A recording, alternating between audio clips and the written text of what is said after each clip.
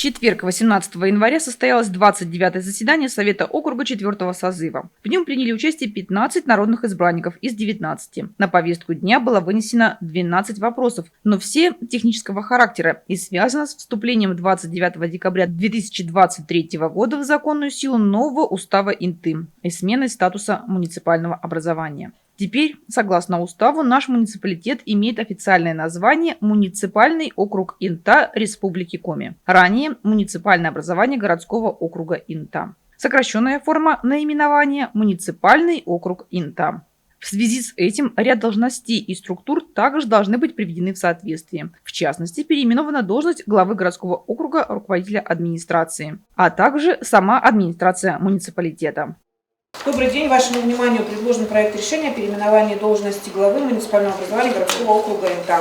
Данное решение обусловлено тем, что 29 декабря вступил в законную силу устав муниципального округа Инта, и соответствующие изменения нужно принять наименование должности высшего должностного лица городского округа. Предлагаем поименовать должность глава муниципального округа Инта Республики Коми, руководителя администрации в сокращенном виде, это глава муниципального округа Инта. Также предлагаем проект решения о переименовании администрации муниципального образования городского округа Инта. Предлагаем поименовать администрацию в администрацию муниципального округа Инта Республики Коми, в сокращенном виде поименовать ее администрация МО Инта. До дня регистрации, внесения изменений в Единый государственный реестр юридических лиц использовать наименование предыдущей администрации муниципального образования городского округа Инта. Все нормативно-правовые акты, принятые до этого, остаются в силе и изменению подлежат по очередности.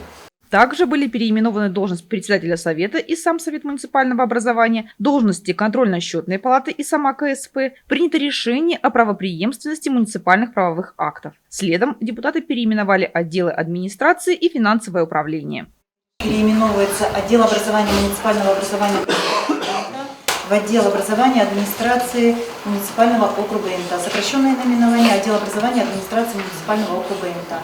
В тексте положения о отделе в соответствии с уставом муниципального округа Инта Республики Коми приводится в соответствие наименования должности главы, должности председателя совета, администрации города и устава.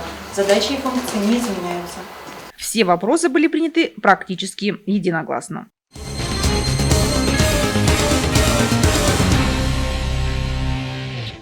Жители Инты из года в год участвуют во всероссийской акции «Елка желаний», которая исполняет самые заветные мечты нуждающихся детей. На днях еще на одного счастливого ребенка стало больше. Депутат Госсовета Республики Коми Александр Попов и активисты интинского отделения партии «Единая Россия» исполнили желание юного интинца.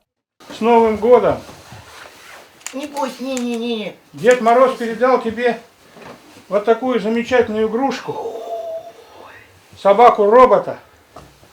Он только такими у нас играет. Возьми, это себе. Держи.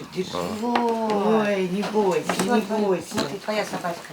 Не бойся, собачка.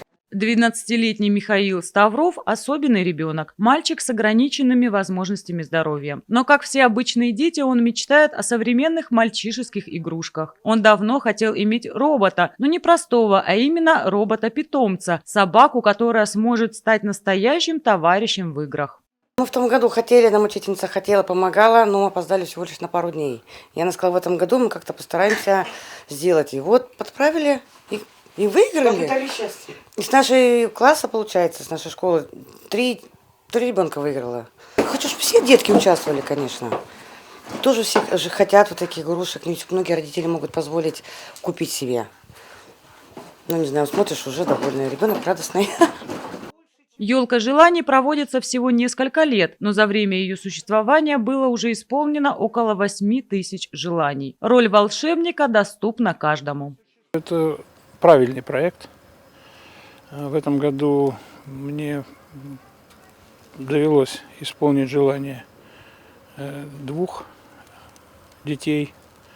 Один мальчик Егор в Луганской Народной Республике, 9 лет. И второй Михаил, 12 лет. Мальчик с непростой судьбой, мальчик-инвалид. Но тем не менее сегодня вручаю ему подарок собаку-робота. Ну, мы все видели, что он искренне обрадовался. Дай Бог, чтобы вот такие счастливые моменты помогли ему развиваться, несмотря на все проблемы, которые связаны с его здоровьем. Пожелаем ему и его близким счастья в новом году, и пусть у них будут побольше радостных минут. Ежегодно, благодаря акции «Елка желаний», счастливых детей становится больше.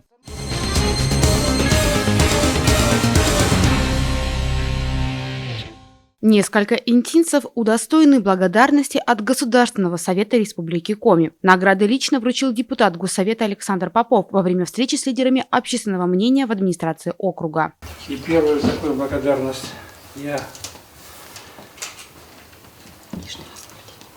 Благодарность Государственного совета поощряется Пестовская Любовь Алексеевна за многолетнюю и добросовестную работу.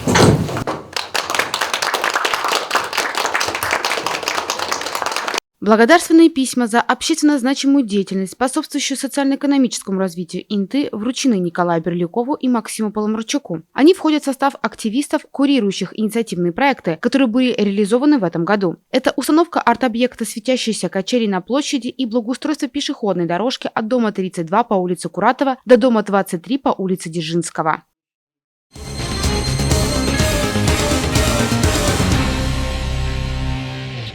По традиции в Крещенский сочельник ночь с 18 на 19 января тысячи россиян совершают один из главных обрядов праздника – купаются в проруби. В Инте работы по оборудованию Майны начались заблаговременно. Расположена она в уже всем знакомом месте на реке Большая Инта в районе улицы Северная.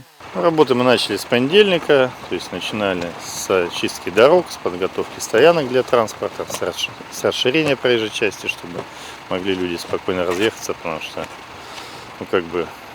машин много бывает именно в ночное время, на следующий день, когда идет именно крестный ход.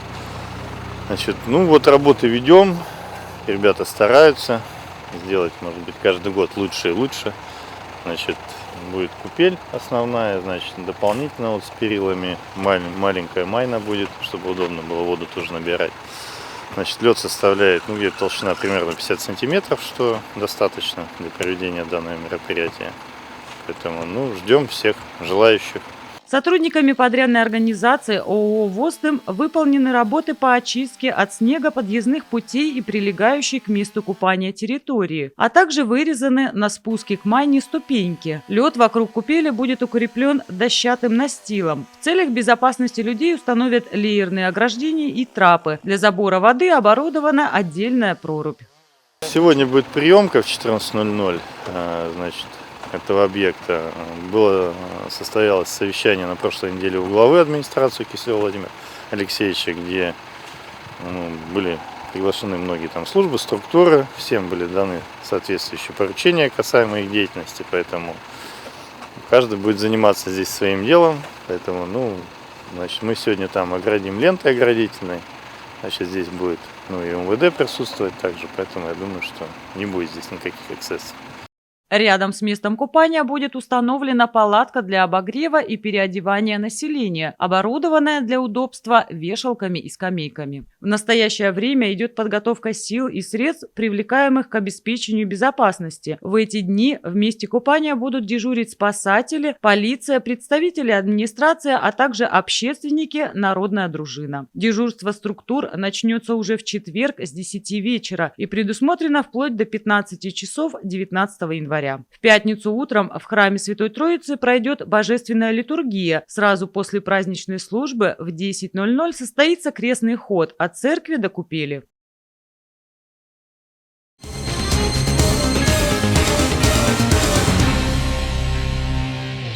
На базе интинского филиала общественной приемной главы Республики Коми прошла прямая линия. О новых правилах предоставления дополнительных выходных дней для ухода за детьми-инвалидами рассказала ведущий специалист-эксперт отдела выездных проверок отделения Социального фонда России по Республике Коми Наталья Ускова. Одному из родителей, опекуну, попечителю, предоставляются 4 дополнительных оплачиваемых выходных дня в месяц для ухода за детьми-инвалидами. Дни могут быть использованы одним из родителей, опекуном, попечителем, либо разделены между собой по их усмотрению. Ранее неиспользованные в текущем месяце дни не переносились на следующий месяц. С 1 сентября 2023 года правила предоставления дополнительных выходных изменились. В отличие от действовавшего ранее порядка, с 1 сентября работающие родители детей-инвалидов могут накапливать дополнительные выходные. Уже они не сгорают, как в предыдущих нормах. То есть за календарный год работнику полагается 48 выходных дней. Из них 24 он может брать в течение 6 месяцев по 4 дня в месяц, и остальные 24 дня использовать однократно. Указанные дни предоставляются в пределах накопленных дополнительных оплачиваемых дней. То есть заранее их взять нельзя.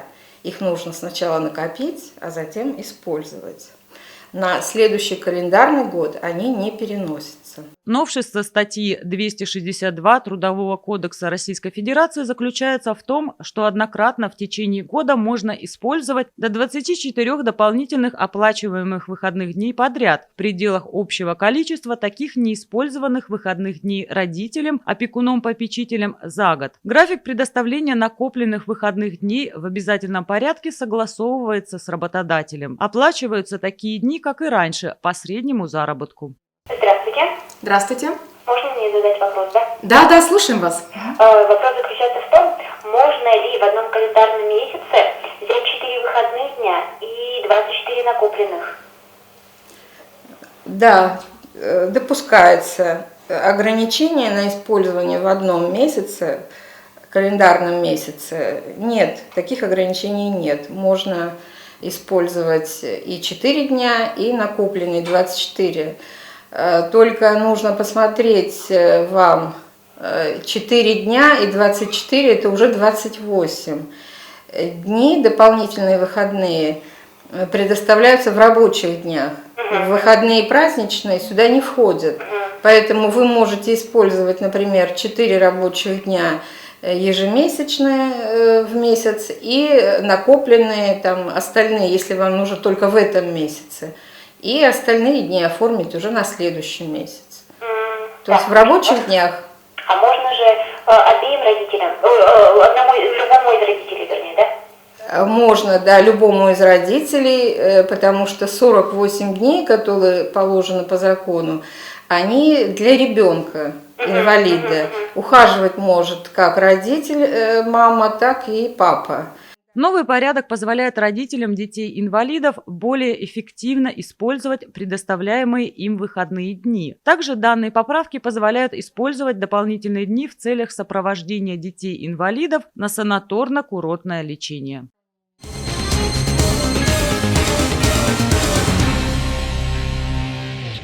В Центральной библиотеке в преддверии Старого Нового года прошел Интинский голубой огонек. Настоящая ретро-вечеринка с атмосферой времен Советского Союза. Вечер, наполненный приятным общением и музыкой, полюбился интинцам. В зале не было свободных мест. Голубой огонек уже стал традиционным. Идея витала давно в воздухе, поскольку новогодних праздников очень много, великое количество. И самое интересное, мы любим отмечать. Но проходят везде и рождественские встречи, и новогодние утренники для детей. Но мы почему-то оставляем на потом именно такой чудесный праздник, как Старый и Новый год. И мы вспомнили, что на нашем телевидении давным-давно уже проходит такая замечательная передача, как «Голубой огонек». Мы подумали, почему уже не собрать в нашей теплой, уютной обстановке, в нашей библиотеке наших дорогих, любимых читателей, наших дорогих гостей. Как принято на голубом огоньке, гости вечера сидели за круглыми столами, за чашечкой чая, общались и весело проводили время. Интинцы целый год ждали этого мероприятия. В культурной жизни Приполярья творческие вечера библиотеки занимают особое место и имеют своего постоянного зрителя. Потому что мы в прошлом году были на голубом огоньке, нам понравилось. Куда еще сходить, да? Потому что мы сюда ходим в кружок рукодельницы и ходим сюда на все концерты, на все выставки, на все мероприятия, которые тут бывают. Даже уличные бываем. И рядом живем, да. Мороз нам сегодня не помеха. Мы вообще сюда часто ходим на все мероприятия, мне очень нравится, и детям тоже. Вот. Как бы тут вообще очень душевно, так тепло. Вообще, тем учетом, что наши, честно говоря, в городе сходить-то особо, знаете, некуда. Поэтому мы стараемся посещать все мероприятия, что есть в городе. Вот 20 числа будет театр «Диагент», мы туда пойдем. Мы уже ходили на эту постановку 3 года, по-моему, назад. Очень интересно. Он пойдет сын актера. Сейчас как насыщенная культурная жизнь. Да. Ну, как бы, ну, с тем учетом, что дети растут, их нужно прививать к этому культуре более-менее, чтобы они хотя бы ориентировались в этой жизни. Поэтому мы, да, ходим на все культурные мероприятия, что есть в нашем городе. Стараемся, по крайней мере, если, естественно, не мешает работа, там какие-то условия. Вот у нас сегодня ребенок еще не в 6 вечера, еще награждение за сыктывкарские соревнования в декабре у нее были. Нам еще нужно как-то к 6 успеть туда. На несколько часов гости вечера окунулись в неповторимую атмосферу советской эпохи. Вспомнили историю создания программы «Голубой огонек» и праздника Старый Новый год. И ушли домой с сувенирами, выигранными в беспроигрышной лотерее. Ставшее уже традиционным мероприятие собрало множество гостей из числа постоянных посетителей учреждения и новых артистов. У нас сегодня будет выступать один такой вот необычный, талантливый молодой человек по имени Алексей Радуга. Он уже выступал в ДК и сегодня первый раз оказался в стенах нашей библиотеки. И мы очень желаем в дальнейшем сотрудничать с ним. Прежде всего хочу всех поблагодарить за то, что пришли, собрались здесь. Вкратце скажу о себе, что в городе я впервые, 3-й месяц здесь нахожусь. Очень благодарен ему и всем жителям, что тепло встретили. Это действительно так. Вот успели выступить уже на Южном, один раз в Центральном ДК. Приехал я сюда к своей девушке, влюбился. Как-то у нас так все молниеносно произошло, и я думаю, есть тоже за что поблагодарить прошлый год, потому что события с кардинальной такой бешеной скоростью, происходили, что у нас там все как-то так за месяц, короче, вот много чего мы напланировали, но я решил кардинально поменять свою жизнь. Вот жил в Москве последние лет 10 и решил к ней переехать, поскольку у меня здесь работа, вот, найти себя здесь.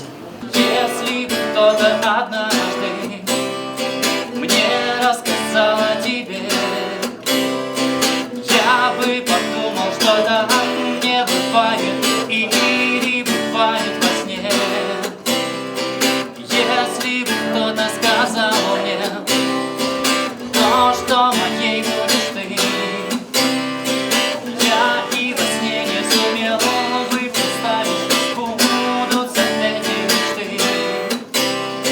Сбудутся эти мечты. Дай мне слово остаться со мной. Дай мне слово, одно только слово, что и летом, и долгой зимой ты вернешься ко мне, ты моей будешь снова, ты вернешься ко мне, ты моей будешь снова.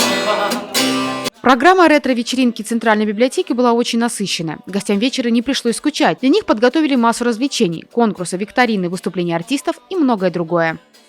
У нас, конечно, будет интерактивная игра, потому что наши дорогие гости очень умные, много чего знают. Мы проверим их эрудицию.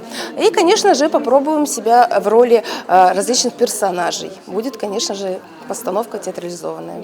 Свет дальних городов манит и зовет с ночи до рассвета, но нет теперь того, что всегда со мной дома на планете.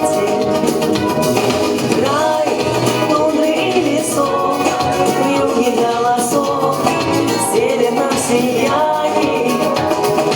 Мой маленький такой, но всегда родной город Пипаяя.